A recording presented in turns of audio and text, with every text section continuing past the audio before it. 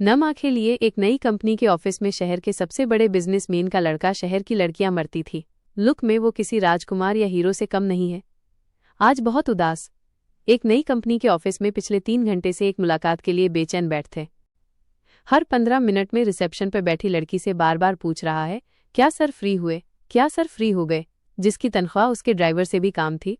आज वो रिसेप्शनिस्ट उस लड़के पर चिल्लाकर बोली, आप अपनी जगह पर शांत बैठे, जब वक्त आएगा मैं आपको बता दूंगी। ऐसा पहली बार हुआ है कि रोहित राय, इतना बड़ा आदमी, नौकरों की बात सुन रहा था। बात कुछ ऐसी थी कि रोहित राय की कंपनी दिवालिया होने वाली थी और उसको सारी उम्मीद इस नई कंपनी के मालिक से थी। शायद ये कंपनी का मालिक उसको दिवालिया होने से बचा ले। 3 बजे 4 घंटे इंतजार के बाद रिसेप्शनिस्ट उससे बोलती है, अब आप मैडम के केबिन में जा सकते हैं। बॉस के तक जाने से पहले रोहित को ये तो पता चल गया कि इस कंपनी का बॉस कोई लड़का नहीं बल्कि एक लड़की है। केविन में पहुंचकर रोहित जब बॉस को देखता है तो दंग रह जाता है और कहता है, तुम और इस कंपनी की बॉस हो, ये हो ही नहीं सकता। जाओ, जाकर बॉस को बुलाओ। क्यों, मैं तुमको बॉस नहीं लगती? और अगर ऐसा है तो तुम जा सकते हो। नहीं नहीं, मैं तो बस पूछ रहा था। रितु, तुमको मेरी हालत का अंदाजा नहीं है। मैं किस हॉल में हूं। तुम अपनी जवान से मेरा नाम मत लो, मैडम कहो मुझे, नहीं तो धक्के मारकर ऑफिस से निकलवा दूंगी। सॉरी मैम, अब ऐसी गलती नहीं होगी, रोहित ने जिल्लत भरी आवाज में बोला। ऋतु, मुझे तुम्हारी और तुम्हारी कंपनी की सारी जानकारी है। जाओ अपने बाप से कह दो, तुमको बर्बाद होने से कोई नहीं रोक सकता। जो सब हुआ है मैंने ही किया है। ये बदला है मुझे धोखा देने का। कैसा धोखा? रोहित ने नम आंखों से कहा।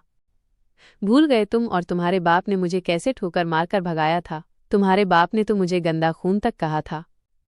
मेरे पूरे परिवार को आधी रात में घर छोड़कर जाना पड़ा। इतना सब करके तुम भूल गए सब। ये तुम क्या कह रही हो? ऋतु, मैंने तो ऐसा कुछ भी नहीं किया। मैं तो चाहकर भी उस दिन अपना वादा पूरा नहीं कर पाया। बस इतनी सी बात? क्या तुमको नहीं पता क्या हुआ था? उस दिन मैं अपना सारा घर बार छोड़कर अपनी जिंदगी को दांव पर लगाकर तुम्हारे साथ अपनी जिंदगी बसने आती थी। मैंने 4 घंटे इंतजार किया। उस रात का आंधी तूफान भी मुझे तुम्हारे पास आने से नहीं रोक सका। उस तेज बारिश में 4 घंटे खड़े खड़े मैंने अपने अरमानों को जलते देखा। तुम्हारे बाप ने धमकी दी, अगर मैं ये शहर छोड़कर नहीं गई तो मेरी छोटी बहन कहीं मुंह दिखाने के काबिल नहीं रहेगी। तुम्हारा बाप 20 लोगों के साथ मेरे घर पे आया और मेरा घर जला कर गया और तुमको कुछ भी नहीं पता। रुलाने वाली लव स्टोरी। कैसे मैं आधी रात को अपने परिवार के साथ शहर छोड़कर भागी। कैसे मेहनत मजदूरी कर कर मैंने अपने परिवार को पाला, छोटी बहन को पढ़ाया। तुम्हें कुछ भी नहीं मालूम? तुम्हें कैसे मालूम होगा? तुम तो अपने महल में आराम से सो रहे होंगे। तुम तो सबसे रईस बाप की औलाद जिसको गंदी लड़की से प्यार हो गया था। ये क्या कह रही हो तुम? तुम्हारे साथ सच में ये सब हुआ है तो आज से मैं अपने बाप की शकल तक नहीं देखूंगा। उस रात मेरे साथ क्या हुआ क्या तुमको नहीं पता? जब मैं तुमसे मिलने आ रहा था तब मेरे पिता ने मुझे मेरी मरी हुई माँ की कसम देकर रोक दिया। मैं चाहकर भी उस दिन तुमसे मिलने नहीं आ पाया। तुमको पता है, आज तक मैंने अपने पिता से बात नहीं की। रुलाने वाली लव स्टोरी। तुमको मालूम नहीं मैंने कितनी कोशिश की तुमको ढूंढने की, कितनी बार मैंने अखबारों में छपवाया। तुमने तो पढ़ा होगा। रोहित इंटरनेट से कुछ पेपर की कटिंग निकाल ऋतु को दिखाता है।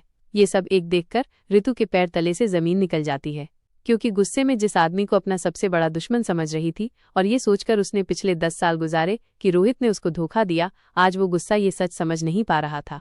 दोनों एक दूसरे से लिपटकर जोर जोर से रोने लगे और दोनों अपने अतीत को याद करने लगे। दोनों की आंखों से आंसू नहीं रुक रहे थे। 10 साल पहले ऋतु रोहित के ऑफिस में काम करने के लिए आई थी। बिजनेस में बहुत होशियार, एक सीधी सी लड़की जिसको अपने मालिक के लड़के से प्यार हो जाता है। रोहित भी ऋतु से बहुत प्यार करता है। दोनों एक दूसरे से शादी करने के लिए राजी हो जाते, पर यह बात रोहित के पिता पता चल जाती है। रोहित और ऋतु दोनों भागकर शादी करने की तैयारी कर लेते।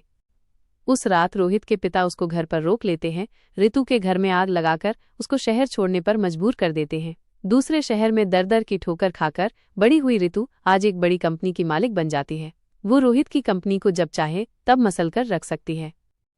इसी बात का बदला लेने के लिए ऋतु वापस उस शहर आई थी, पर जब उसको रोहित के प्यार और सच्चाई का पता चला तो वो उससे गले लगकर रोने लगी।